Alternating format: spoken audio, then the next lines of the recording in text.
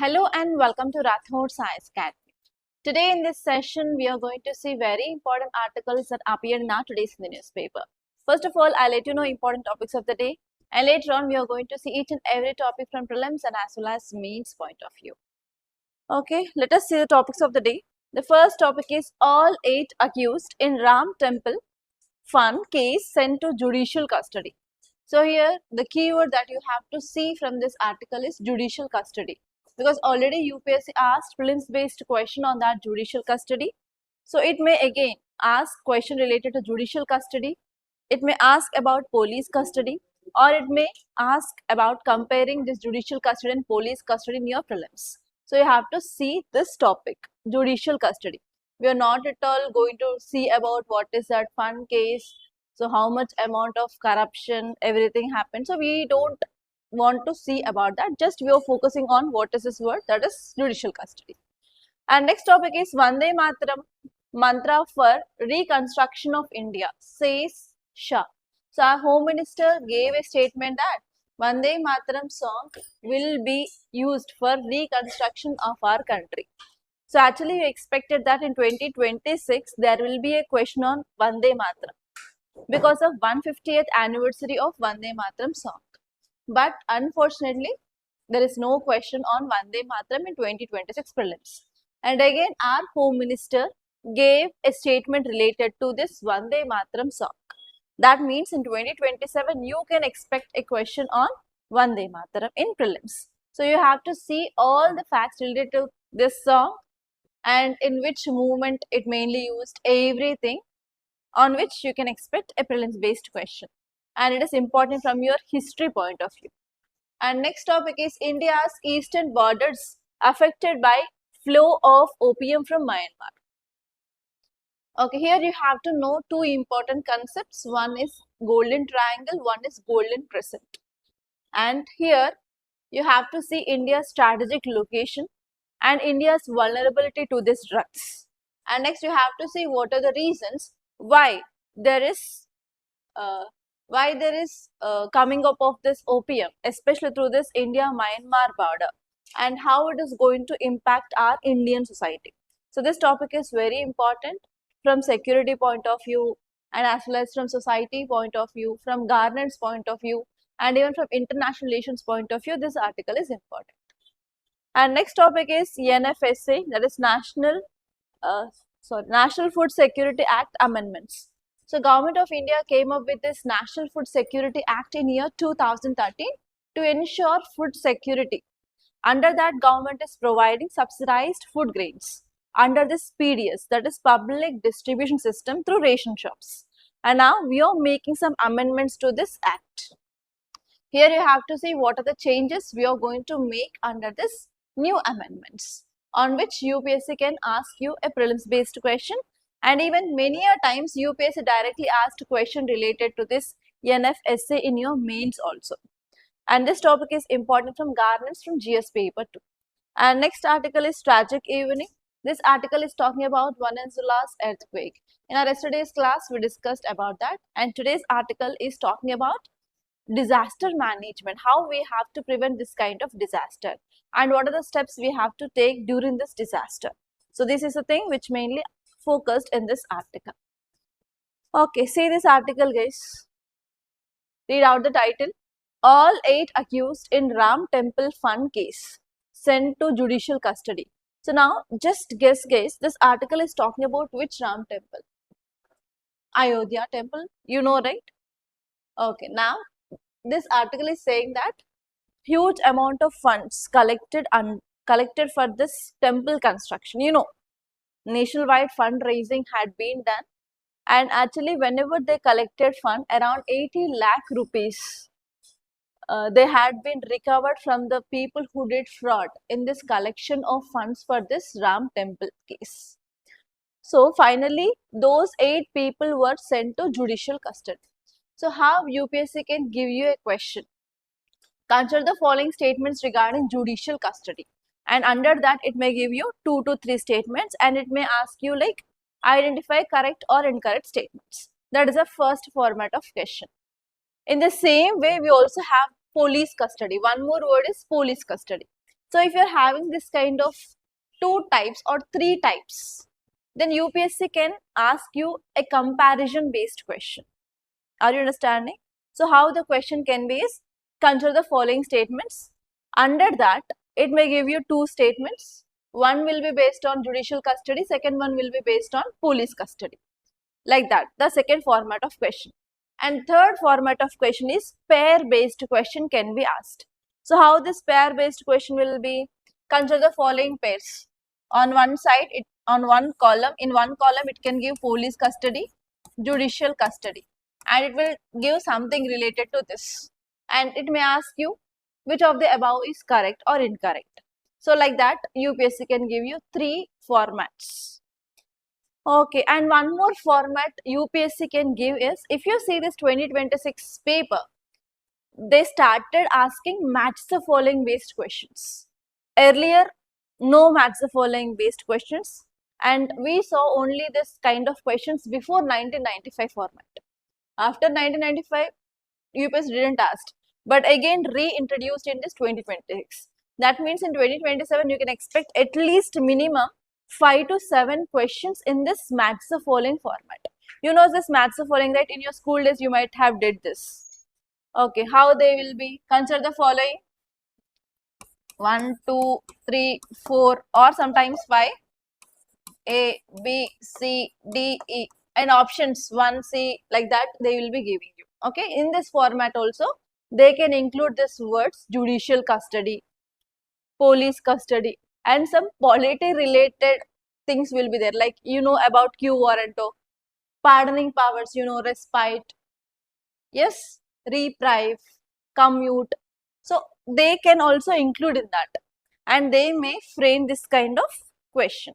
So these are the 3 to 4 possible formats of questions can be asked from this topic. Are you understanding?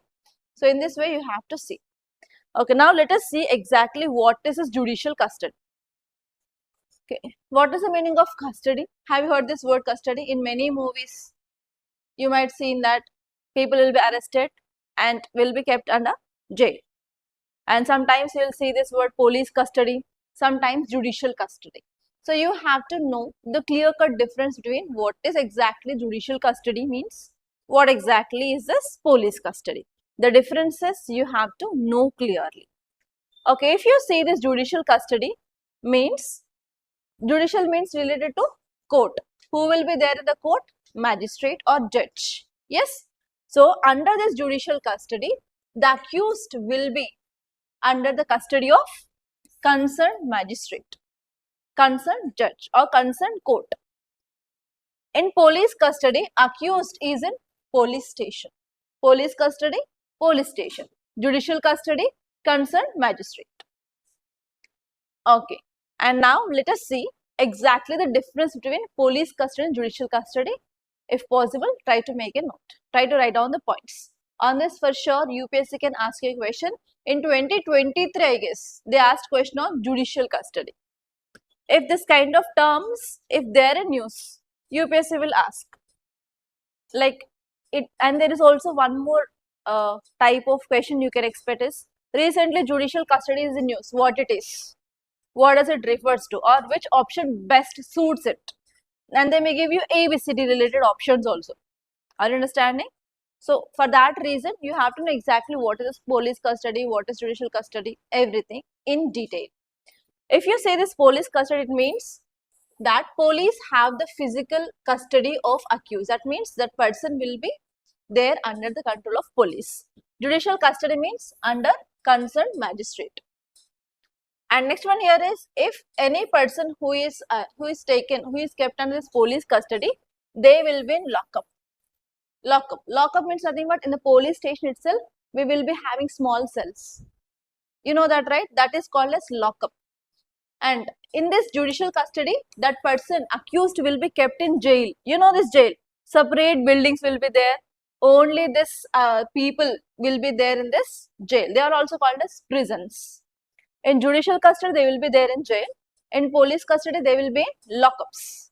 That means inside the police station itself. Are you understanding the difference? And next one here is, if any person who is in police custody, they have to be present before the judge within 24 hours. Within 24 hours, if a person who is there in this lockup, he has to be presented before magistrate or court within 24 hours. But in this judicial custody, person will be in this jail until court gives bail. Until court gives bail, that person will be in jail itself. That is judicial custody. And next one is police custody begins when a police officer arrests a suspect upon receiving a complaint or FIR. If there is any FIR filed on a person, or if there is any complaint, that person is arrested and kept under this police custody or lockup. But judicial custody begins when a public prosecutor satisfies the court that the purpose of investigation. If there is any prosecutor, if there is any lawyer who asks judge that yes, we have to keep that person in the jail and we can continue the investigation, for that purpose that person will be kept under jail. Okay, here because of complaint or because of FIR, police will be arresting person and keeping in this police station. But in this judicial custody, public prosecutor is nothing but lawyer or advocate, you know that, right? So they will be asking permission from the judge and they will be keeping in the jail. In that time, what they'll do? They'll do investigation. Okay. And what is the time period? In the police custody, they have to keep that person before the judge within 24 hours. So what is the time period of this police custody? Not more than 24 hours. But what about this judicial custody? Already court gave permission to keep that person in jail for investigation. So the maximum period is for 3 months. For 90 days, we can keep that person in jail. Okay, so that is a thing that you have to remember, guys.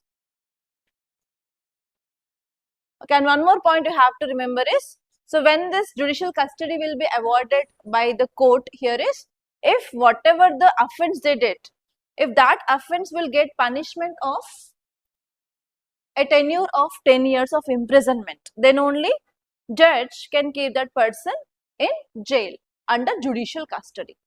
But police station in lockup, if there is any complaint, if there is any FIR file, that person can be brought and kept in the lockup. Clear? So these are the differences between police custody and judicial custody. On this, UPSC can ask you a question. Okay, now let us see the next article. Look at the title.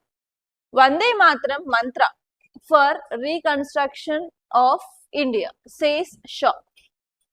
Okay, so if you are getting this kind of articles related to history, you know, based on the history, we cannot get any current affairs because past is past. Can we change past? Can we do any changes? What happened earlier related to this history part? No. But if there is any research, if there is any new thing excavated, you will be getting such kind of articles. And next one here is from history point of view. If we are celebrating 50 years anniversary, 75 years anniversary, 100 years, 125, 150, 200, 250, 300, 400 like that, you will be getting articles.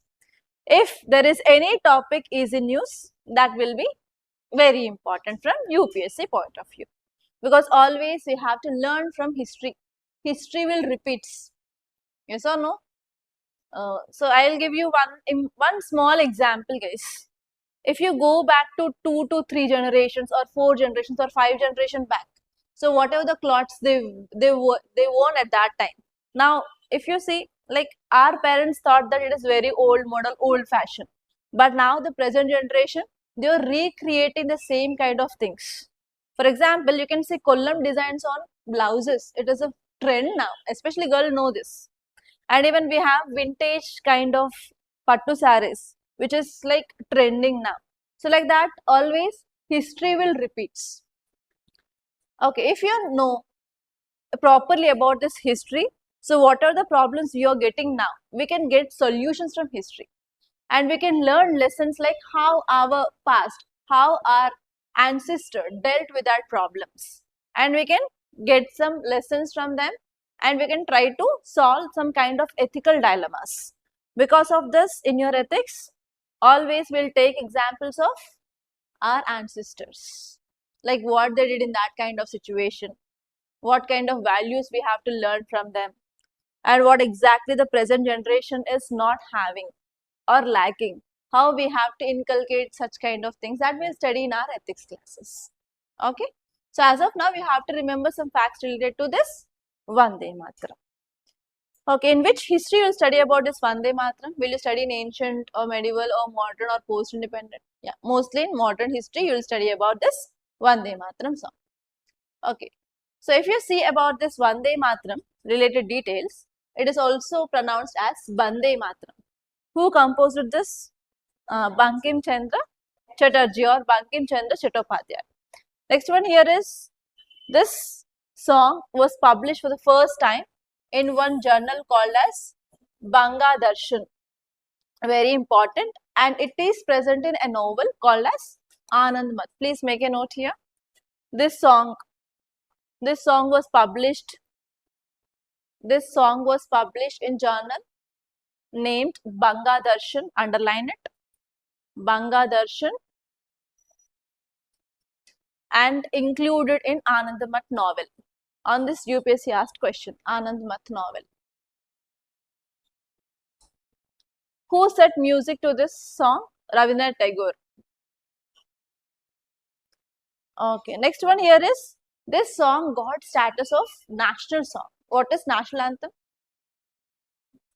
Jana Gana Mana. This is national song. Don't confuse between that. Okay, when this song got this national song status was in 1937. At that time, first two verses were adopted as India's national song by Congress Working Committee at that time. Before we got independence in 1937 itself, the first two stanzas declared as National Song of India. And later on, Dr. Rajendra Prasad, the first president of India, announced that while Jana Gana Mana would be the national anthem, Vande Mataram also played a very important role during our freedom struggle. So here, this song should also be equally honored as national song. Okay, and next important point you have to remember is, our Indian constitution, it does not have any article which explicitly talks about this national song. But we have fundamental duties under Article 51A. So this talks about national flag and national anthem. But nowhere in our constitution they talked about this national song. But they talked about national flag and as well as national anthem under Article 51A, subclass A, which talks about fundamental duties. You know this fundamental duties, fundamental rights, DPSP, right? In fundamental duties, there is one article, that is 51A, subclass A, talks about respecting of national anthem and as well as national flag. Okay, next one here is, during our freedom struggle, we have one event called as Partition of Bengal. So what is Partition of Bengal? At that time, Bengal was a very big province, and most of our revolutionaries, they came from this Bengal. And actually Britishers, they had one policy called as divide and rule policy. And in this Bengal, if you see population, so we have east and we have west. West inhabited by mainly Hindus, east inhabited by Muslims. And they divided this Bengal as West Bengal and East Bengal. And this part contains Muslims and this part contains Hindus. So this is one policy of British, that is divide and rule policy. Why? Because they want to break national unity. And they want to create difference between Hindus and as well as Muslims. That policy is called as divide and rule policy, to make British strengthen and to weaken our Indian freedom struggle. So this breaking of Bengal is called as Partition of Bengal, announced by Britishers in year 1905. At that time, Indians, they started agitations against this Partition of Bengal. In that movement, they used this Vande Mataram. Vande Mataram was first used as a political slogan during this Partition of Bengal. So how UPSC can give a question is, in which of the following movement Vande Mataram used as a slogan? And under that they may give you Partition of Bengal, They may give you Champaran Satyagraha, Civil Disobedience Movement, Dandi March. So like that, they may give you some options related to Indian freedom struggle. So like that, you have to remember important events which happened in this movements. Are you understanding? In 2025, they gave question about slogan of Gandhiji. What slogan? Sedation is my yes, sedation is my religion. Used by Gandhiji in which movement? So like that, UPSC will ask you if some famous personalities gave this kind of things or some important significance of that movement. UPSC will be asking question.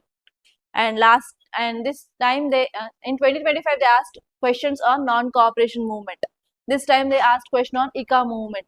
So like that movement, Bardoli Satyagraha. So this movements will become very important from your prelims point of view. You have to see that every movement, who led it, what is the aim, in which area it happened, what is the motto, if there is any significant thing happened or not, why that movement started, what is the outcome of that movement, who participated in that movement. You have to know about it. So on which UPSC will ask you questions. If you see PYQs, you will exactly understand like which area you have to focus and which areas we have to leave. It is not that much important like remembering each and every point. Only the significant things you can remember, that you will know when you do PYQs. Unless and until you do PYQs, you won't understand which is important and how and what is the language of UPSC, how you have to prepare in a right way. Okay. So now classes are going on related to polity. As soon as the topic is done, try to open PYQs and try to see how question had been asked. For example, you have completed Union Executive part, right? You have completed President, Prime Minister, COM, all that. Parliament also completed. And now local bodies is going on, right? So try to take out the questions of Parliament and see how questions were asked. Okay, and try to solve them. And we are conducting daily test. So daily test questions will be tough compared to that of PYQs.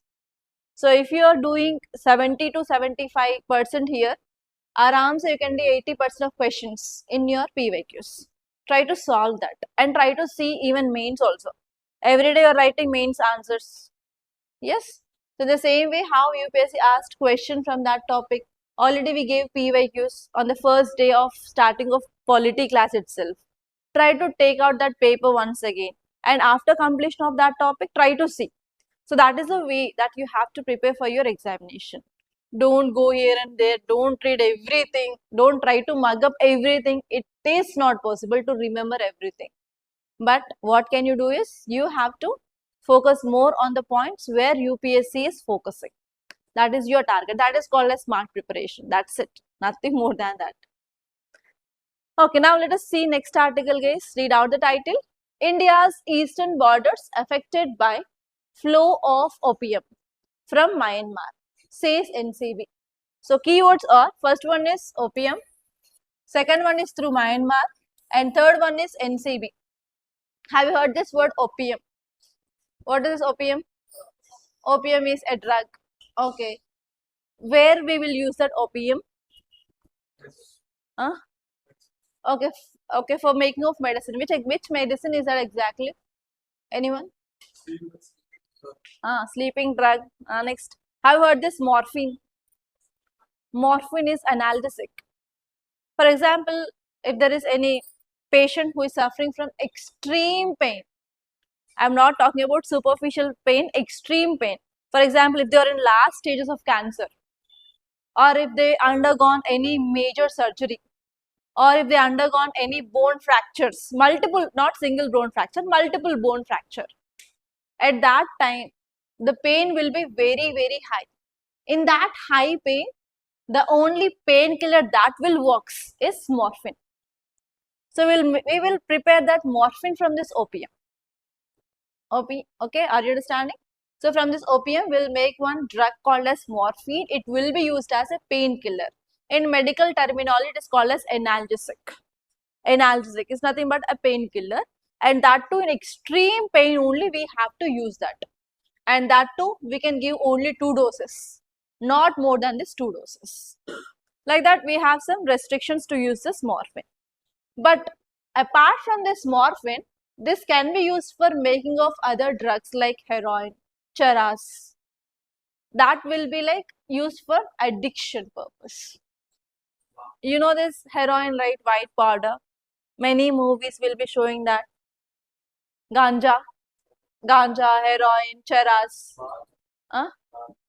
Huh? Okay, whatever it may be. So here we are going to make some drugs. Because of that, we are having side effects. What are the side effects of using of this drugs like ganja, heroin? First one is addiction. Next one is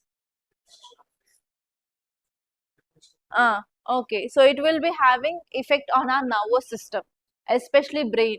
That will further leads to hallucinations. Do you know this hallucination 3 movie? Hallucinations. And next one is their body will be not in their control, and they don't know what they are doing, how they are behaving, how they are talking. You know, you have seen many movies. You know better than me. Okay. So here what is happening here is opium is a drug. So have you seen this opium plants? These are opium plants actually. I'll show you image so that you can remember it.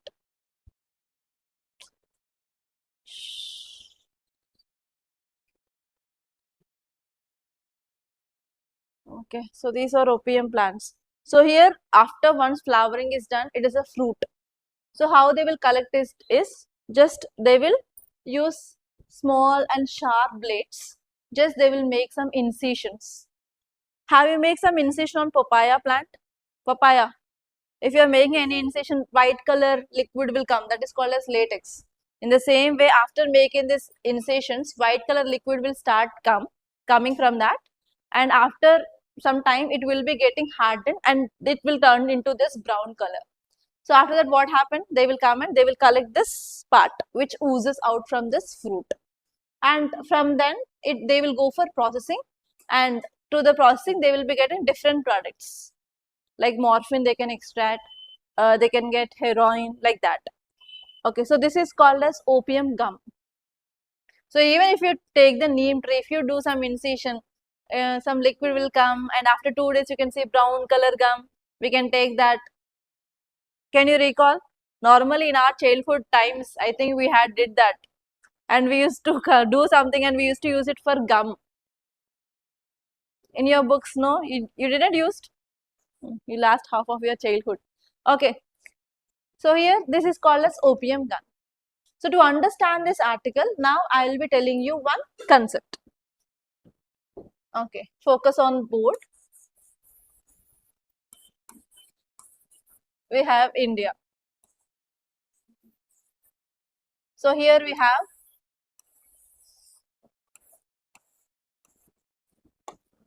golden crescent, golden triangle.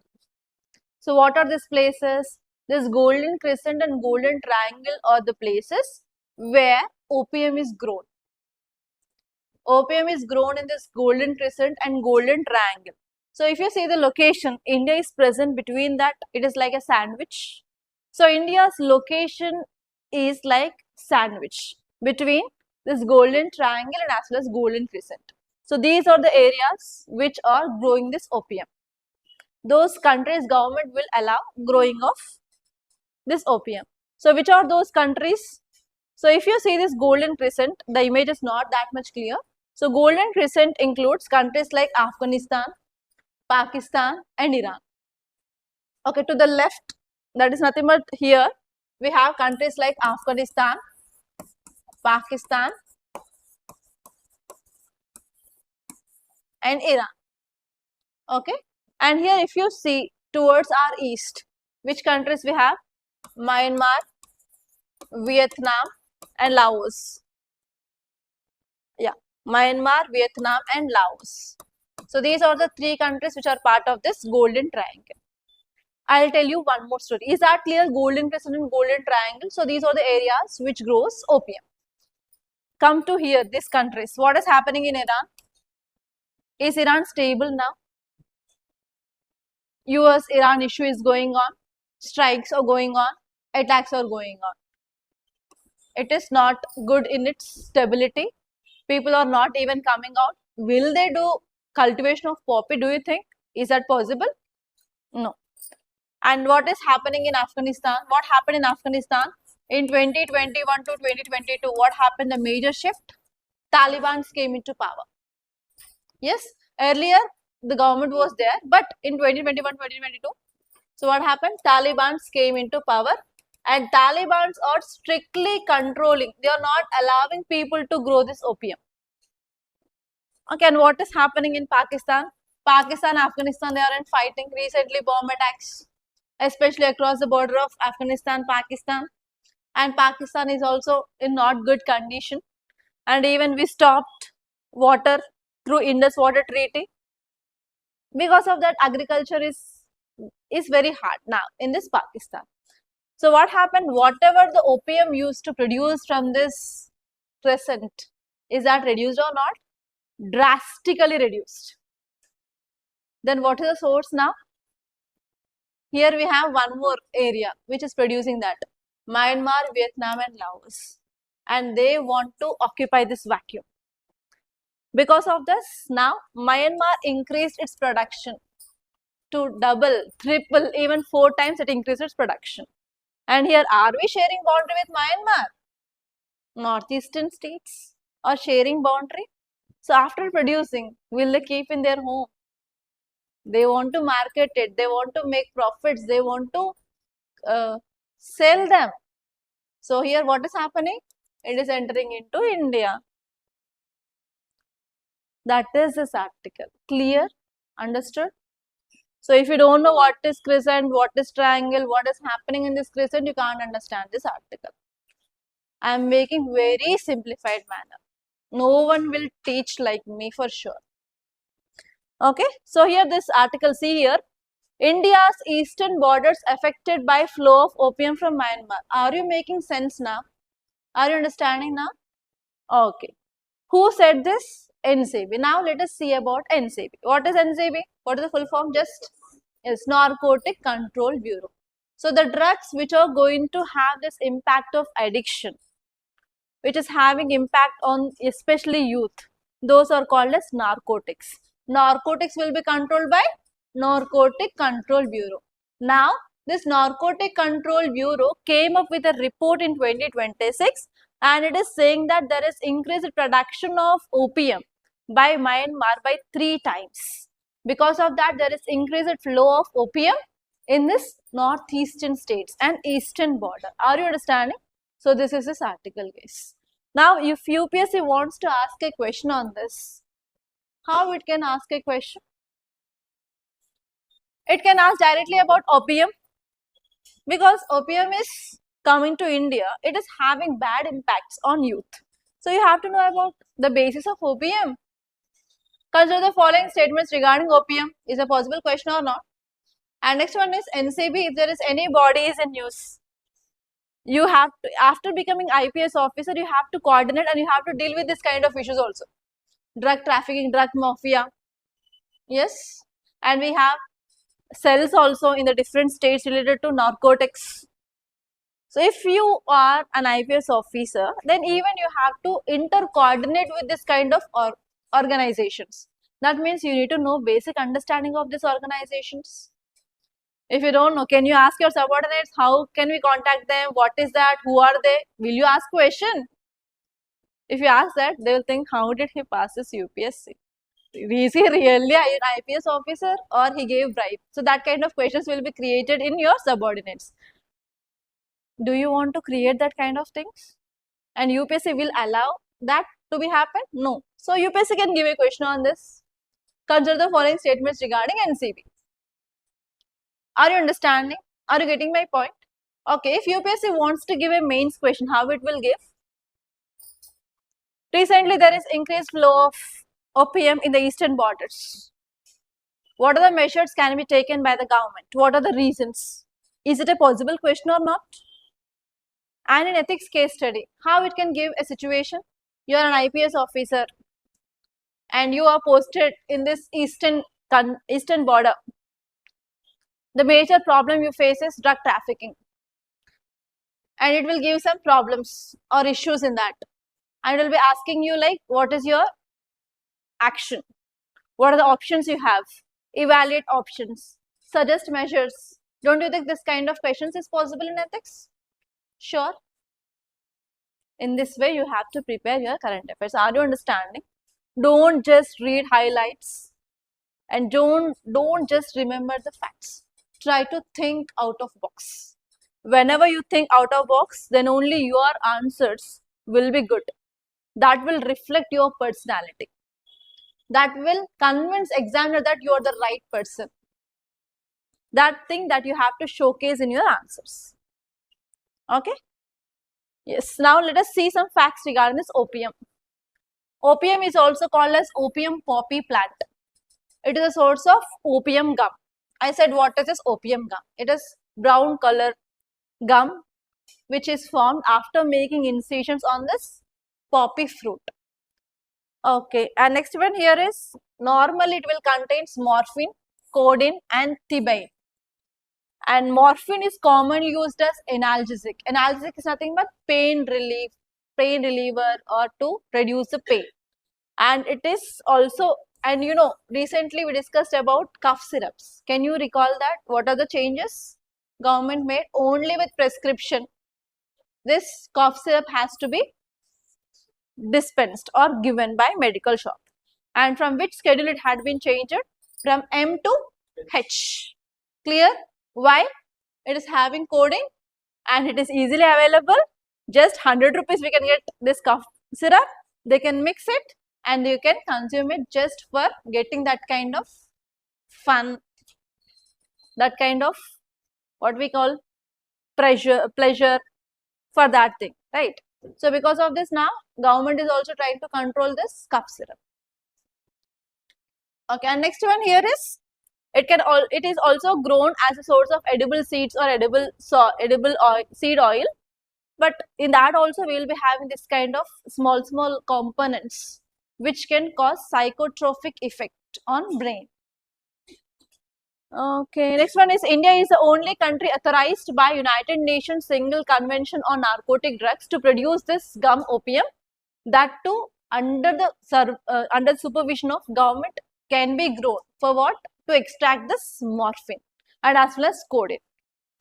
Okay, and if you see about this opium cultivation in India, so here we have one act called as Narcotics Narcotic Drugs and Psychotropic Substance Act, which will give the power to central government to permit and regulate cultivation of opium poppy for medical and scientific purpose, not for irregular or irrational use, only for medicinal purpose, and for scientific purpose we can grow this opium poppy. So this power is given to central government. Central government will be giving permission for the farmers to grow this, that too under entire supervision of government. Okay, and next one here is, if any farmer wants to grow this opium, they have to get license.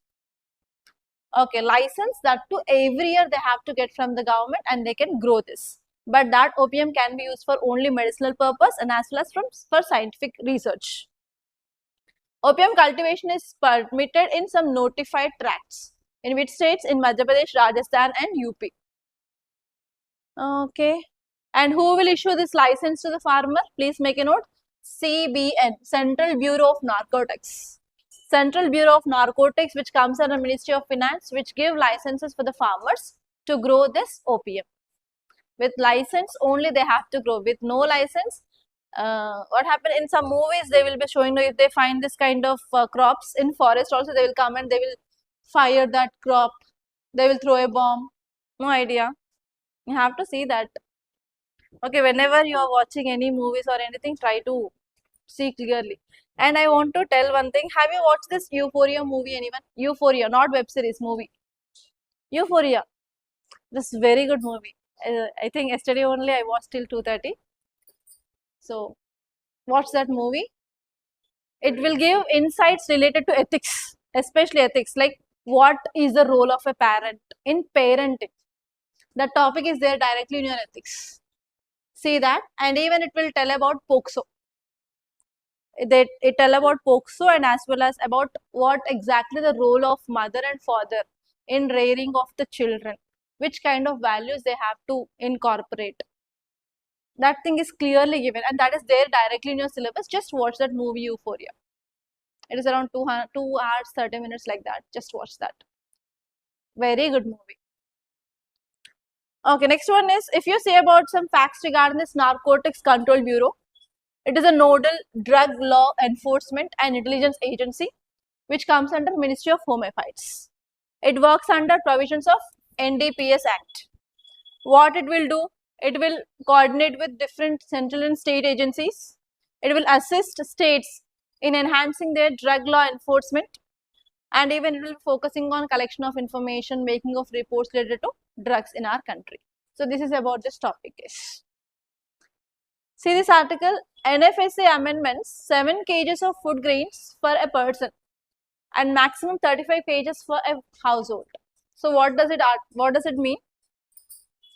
Okay, we have one act called as National Food Security Act. NFSA full form is National Food Security Act. This act, why we came up? To enhance food security in our country. So as you all know that India is the most populous country in the world. And even many people will die because of hunger, and there is very high malnutrition, poverty in our country.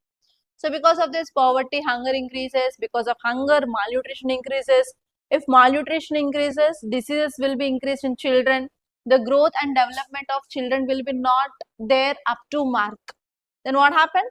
Our future citizens, today's children or tomorrow's citizens, right? That means our future citizens will be getting affected. If our future citizens getting affected, can we achieve our aims of our country? For sure, no. For that reason, government wants to ensure food security.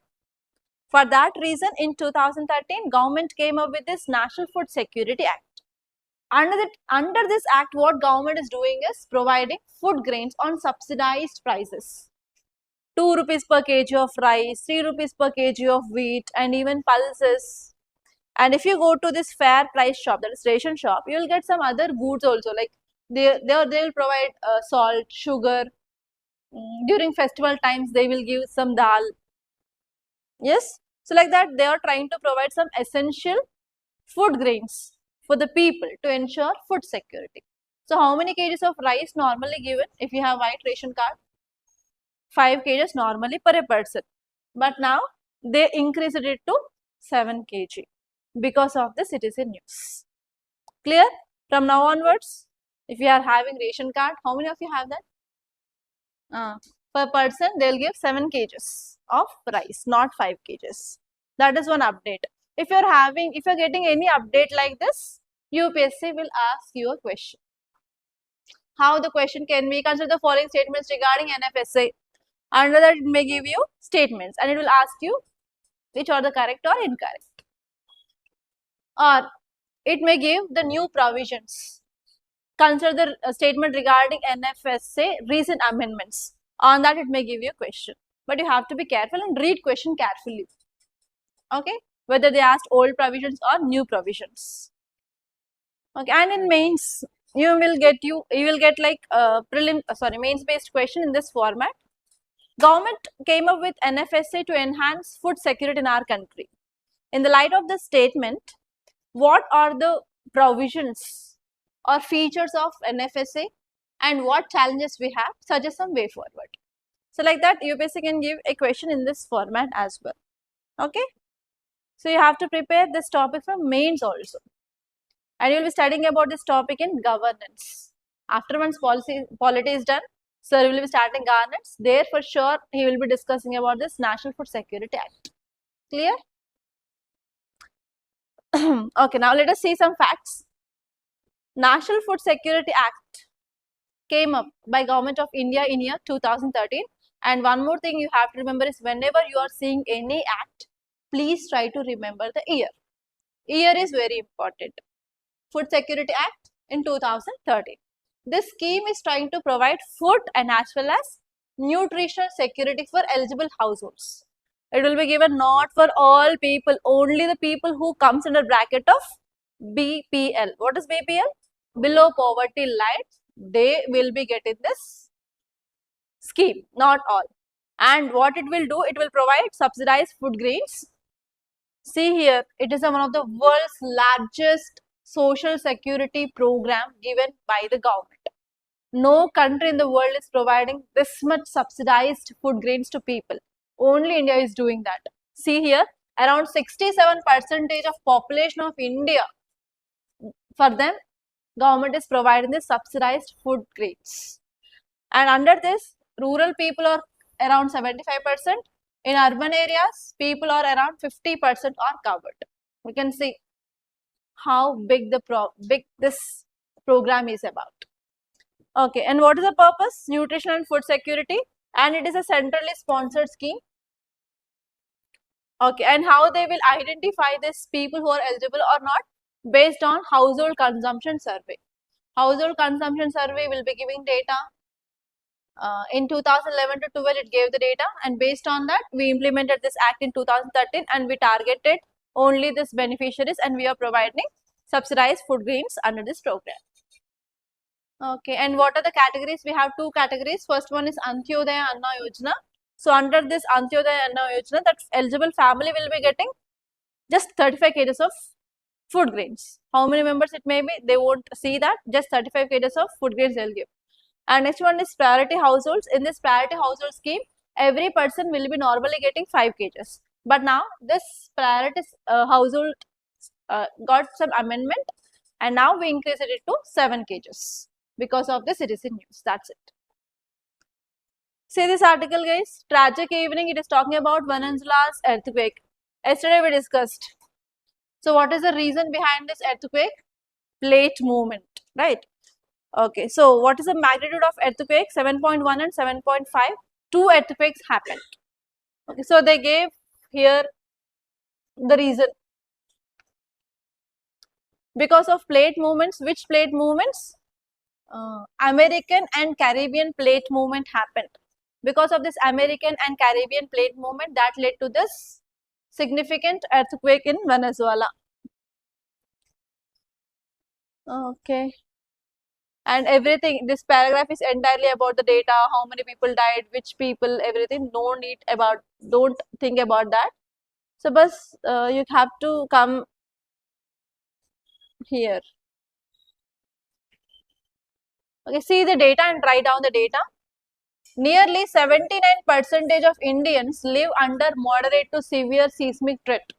In India, we have 4 different zones. Yesterday I said, related to earthquakes. Okay, in these 4 zones, around 79% people are living in moderate to severe earthquake vulnerable area.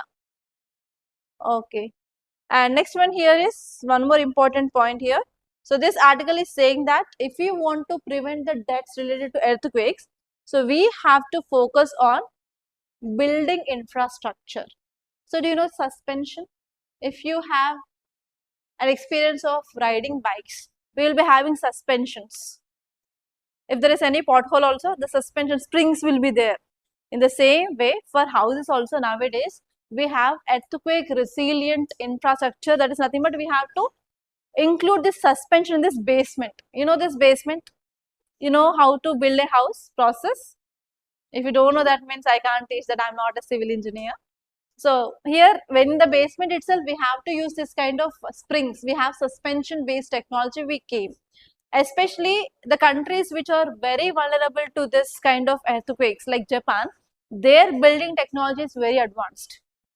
So we can bring the technology, we can get that kind of similar technology used in Japan, and we can use in our buildings which are constructed in this earthquake prone areas, not throughout our country. Only in which areas we have very much vulnerable to these earthquakes, in that we have to build suspension based buildings.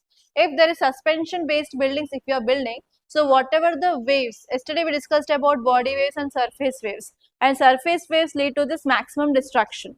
The destruction will be caused by the surface waves. So if the surface wave will come also, means that will be absorbing this, so that the building will be not collapse. If building is not collapsed, we can reduce the, or we can minimize the deaths, right? So that is a point which is given here, only that one point for which you have to read this article. Clear? Yes, now let us see questions. See this guys and answer these questions.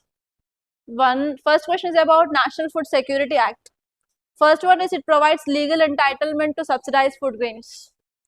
Second one, pregnant women and lactating women are entitled to maternity benefits under this act.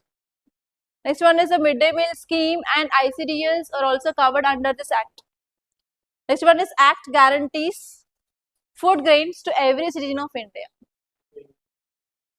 What is the extreme word here? Every citizen. Is government providing food for every citizen? Only 79%. Eliminate this force. And now, even if you don't know which is correct or not, see the options 1, 2, 3, 2 and 3. So you have to check only first statement. So go to this first statement. Under this, government is providing subsidized food grains or not? Yes. So answer will be A, 1, 2 and 3. So in that way, in smart way, try to eliminate option. If you are eliminating one option, you will be remaining with only 2. In that 2, see which statements are common. Don't read that at all. Don't waste your time. Only see which statements are different and read that statement. So this is the way to solve your prelims. Prelims is examination of elimination, not examination of identifying the correct statements. If you go on identifying the correct statements, you won't complete paper within time. And that is not the right strategy for your prelims. But everyone will deny this and they'll go in the traditional manner. If you're going in the traditional manner, for sure you won't clear exam. Okay. See this next question. Which of the following statements is or are correct? It is about judicial custody. Say this. An accused in judicial custody cannot be interrogated by police without court permission. If you don't know, keep it aside. Next one, bail can never be granted while a person is in judicial custody. Police custody is primarily meant for investigation. You know police custody, what they'll do? Third degree treatment, second degree. Have you seen this JB movie? It is about police custody. What they'll do? They will do interrogation. In that interrogation, they may use stakes, they may use electricity. Okay, you know about first degree, second degree and third degree. Okay, that means third will be there in your option for sure. 2 gone. Are you understanding? Okay, now which statement you have to see? 1, 3, 1, 2 and 3. You have to check second statement. Bail can never be granted. Why it will be not granted? It can be granted. 2 is wrong. Answer is 1 and 3. Understanding? So if you practice PYQs, you will come across this kind of techniques and you will understand how you have to solve this prelims questions in a strategic way. Do that. Practice well. And every day we are also conducting tests. Apply that in your exams. And you have to become experts in that. If you are becoming experts in how to solve this prelims, no one will stop you in clearing your GS. You have to focus in the same way on your CSAT also. Okay. That's all guys. By this I'm concluding. Thank you so much for watching. And if you like this class, please do hit the like button and please do share this class to your friends. And if you want to start your GS preparation, please you can join our GS foundation course and we are providing both on online and offline. And if you want to know the more details of this course, please do contact us guys on this number 8074765513. And if you want to visit our academy, you can visit. And our academy is located in Ashok Nagar, Hyderabad. And I wish you all the best guys.